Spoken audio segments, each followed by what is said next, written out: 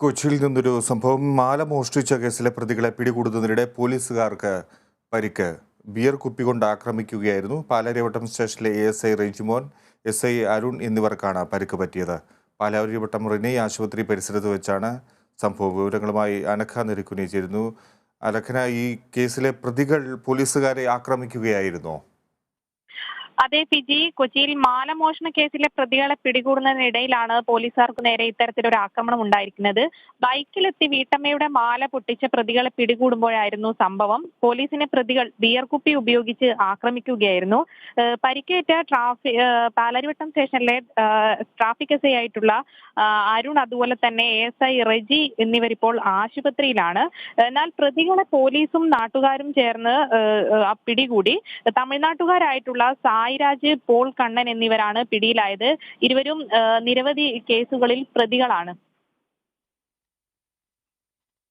ഈ പരിക്ക് ഗുരുതരമാണോ? പോലീസുകാർക്കുള്ള പരിക്ക് പരിക്ക് വലിയ ഗുരുതരമല്ല.